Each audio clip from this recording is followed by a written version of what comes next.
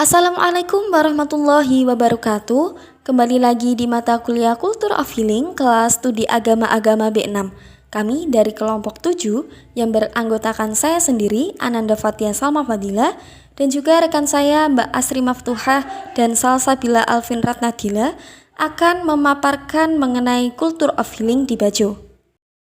Baik, sebelum masuk ke pemaparan materi, saya akan memberi sedikit pengantar.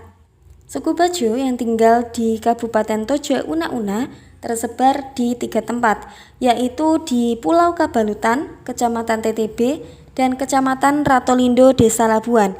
Pada ketiga tempat tersebut, suku Bajo masih dengan budaya tinggal di atas laut dengan rumah panggung kayu yang berjarak sekitar 500 meter sampai 1 km dari laut. Suku Bajo di Desa Labuan merupakan suku Bajo percampuran yang berasal dari Pulau Kabalutan, Kabalutan Luwuk, Panggai, dan daerah sekitarnya.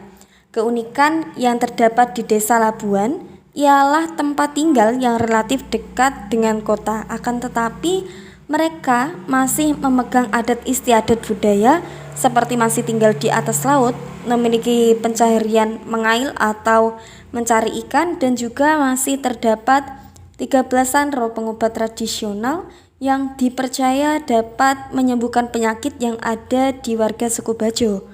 Nah, meskipun akses warga Bajo Desa Labuan ke pelayanan pengobatan modern cukup dekat karena letak desa yang tidak jauh dari kota, warga Bajo Labuan masih menggunakan bantuan dari pengobat tradisional yang mereka sebut dengan sanro. Beberapa warga jika sakit pun akan melakukan double pengobatan kepada pengobatan modern dan juga pengobatan tradisional. Selanjutnya masuk ke penjelasan materi. Yang pertama, di sini saya akan menjelaskan mengenai kesehatan anak di Desa Labuan Bajo. Ada 3, yaitu mengenai kematian bayi, yang kedua gizi anak Labuan, dan yang ketiga imunisasi anak Labuan. Yang pertama, kematian bayi. Kasus kematian angka bayi salah satunya diakibatkan karena kelalaian ibu hamil dalam menjaga asupan gizi, tidak memeriksa kehamilan dari trimester pertama ke bidan. Kemudian faktor pendukung yang lainnya adalah penyakit infeksi yang diderita ibu seperti radang tenggorokan, batuk berkepanjangan selama 7 hari, dan tidak memakan apapun selama sakit, serta pola pencarian pengobatan ibu hamil yang sakit ke sanro atau dukun kampung. Yang kedua, gizi anak Labuan. Faktor yang mempengaruhi gizi kurang terbagi menjadi 4 kategori. Yang pertama disebut sebagai penyebab langsung yang terbagi menjadi 2, yaitu asupan makanan dan penyakit infeksi. Faktor yang kedua disebut sebagai penyebab tidak langsung yang terbagi menjadi 3, yaitu persediaan makanan di rumah, perawatan anak dan ibu hamil, dan pelayanan kesehatan. Faktor yang ketiga yaitu disebut sebagai pokok masalah yang terbagi menjadi 3, yaitu kemiskinan, kurangnya pendidikan, dan kurang keterampilan. Faktor yang terakhir disebut sebagai akar masalah, yaitu krisis ekonomi langsung. Yang ketiga, imunisasi anak Labuan. Tujuan utama kegiatan imunisasi adalah menurunkan angka kesakitan dan kematian akibat penyakit yang dapat dicegah dengan imunisasi atau PD3I. PD3I adalah penyakit-penyakit menular yang sangat potensial untuk menimbulkan wabah dan kematian terutama pada balita. Sebelum kegiatan imunisasi dipergunakan secara luas di dunia, banyak anak yang terinfeksi penyakit seperti polio dan juga campak, pertusis, dan difteri yang dapat berakibat kematian dan kecacatan. Keadaan tersebut akan diperberat bila disertai dengan gizi buruk dan menyebabkan peningkatan case fatality rate atau CFR penyakit PD3I tersebut. Sampai saat ini, Indonesia masih merupakan negara keempat terbesar di dunia dengan jumlah anak yang tidak mendapatkan imunisasi DP3. Untuk materi selanjutnya yaitu mengenai riwayat kesakitan balita Bajo. Riwayat kesakitan balita Bajo merupakan penyakit yang banyak diderita oleh anak-anak Bajo, diantaranya yaitu serampa, atau campak dan cacar air, diare, demam, dan keteguran, atau diganggu oleh arwah orang yang telah meninggal. Penduduk di Desa Labuan mendefinisikan serampa sebagai campak dan cacar air walaupun itu merupakan gejala klinis yang berbeda. Perilaku pencarian pengobatan anak bajo. Yang pertama ada perilaku pencarian pengobatan. Model kepercayaan merupakan suatu bentuk penjabaran dari model sosiopsikologis. Model ini muncul atas dasar problem kesehatan yang ditandai oleh kegagalan dalam menyembuhkan penyakit atau kegagalan-kegagalan orang atau masyarakat untuk menerima usaha pencegahan dan penyembuhan penyakit yang diselenggarakan oleh provider. Kegagalan ini akhirnya memunculkan teori yang menjelaskan perilaku pencegahan penyakit yang oleh Becker pada tahun 1974 dikembangkan oleh teori lapangan field theory pada tahun 1954 menjadi model kepercayaan kesehatan. Untuk yang kedua yaitu nenek sang pengambil keputusan. Nenek di sini merupakan seorang santro yang bisa betiup. Biasanya mereka mengobati cucunya sendiri dengan metode betiup. Pilihan menuju fasilitas kesehatan merupakan pilihan alternatif terakhir jika penyakit anak dianggap sudah serius atau parah. Pada beberapa orang tua lainnya pun terkadang mempunyai persediaan obat-obatan yang bisa dibeli di apotik maupun warung yang menyediakan obat, misalnya paracetamol sirup untuk mengatasi demam pada anaknya. Menuju vaskes, dekat namun terasa jauh, jarak itu ada. Dekat namun terasa jauh merupakan penggambaran kedekatan akses menuju vaskes serta adanya jarak antara petugas kesehatan dengan masyarakat. Secara jarak menuju vaskes seperti poskesdes, puskesmas maupun rumah sakit dapat dikatakan dekat dan terjangkau dalam sudut pandang etik karena Desa Labuan berada di pinggir kota. Konsep sehat dan sakit suku Bajo. Menurut Baskara 2016, ritual-ritual penyembuhan mempunyai peran yang sangat penting dalam adat Bajo dan juga dalam dimensi kehidupan masyarakat Bajo. Pada ritual-ritual penyembuhan dan beberapa ritual lainnya, inilah nilai-nilai adat istiadat, nilai-nilai keyakinan dan nilai-nilai kebudayaan Bajo terjawantahkan di kehidupan orang Bajo. Makna hakiki dari keadaan sakit seseorang adalah tidak harmonisnya hubungan antara dirinya dengan alam semesta, dengan sesama dan juga dengan Tuhannya.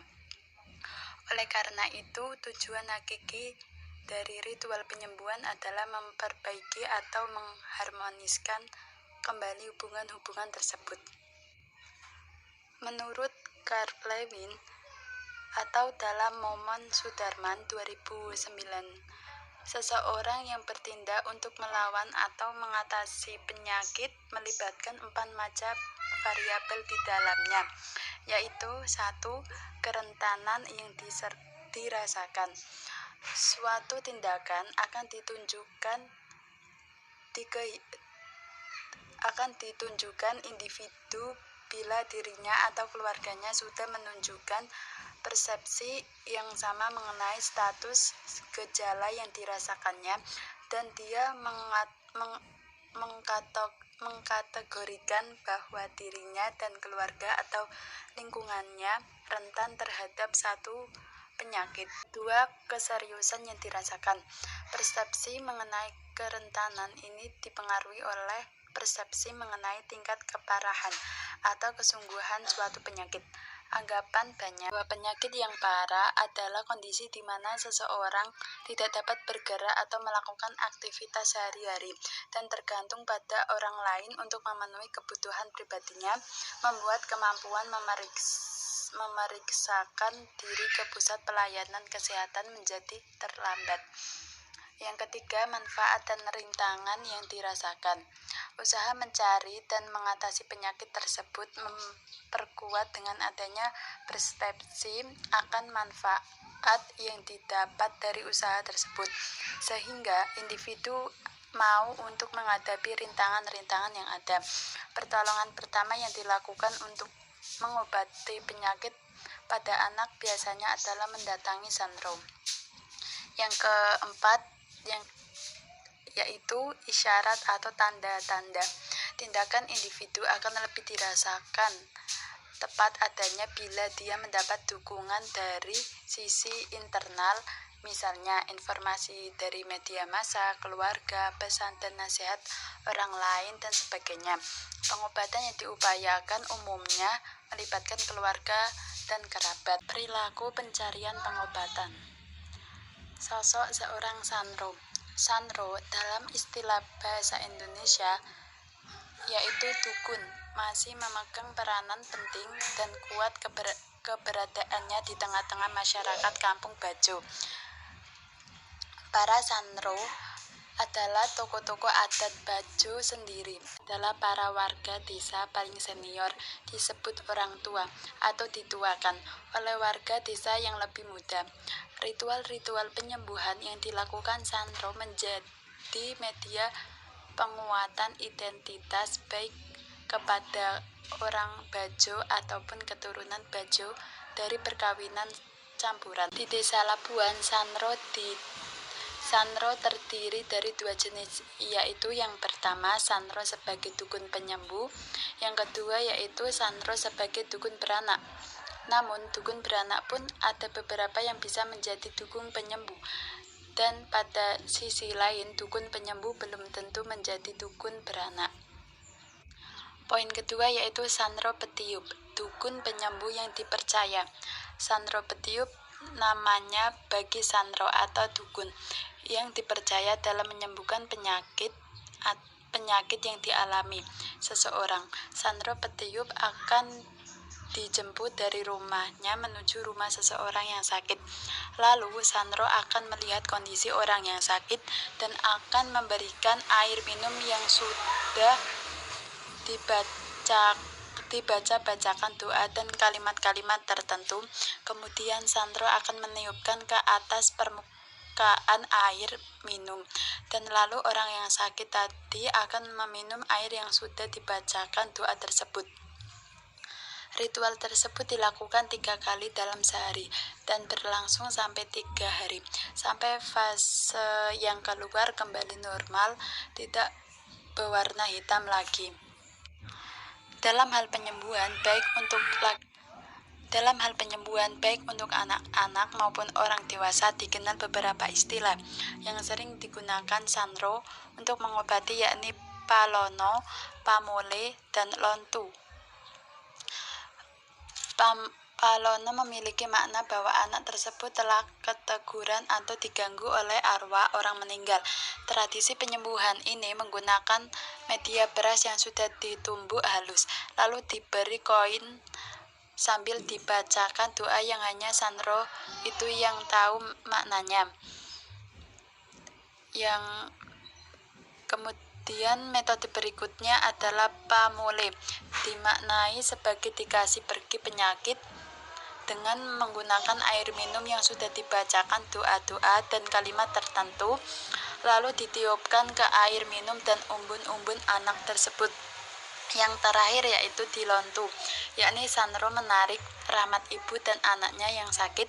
Apabila saat rambutnya yang ditiup lalu ditarik terdengar sebuah suara dari rambut yang ditarik, hal tersebut dimaknai bahwa anak tersebut keteguran atau diganggu oleh arwah orang yang telah meninggal.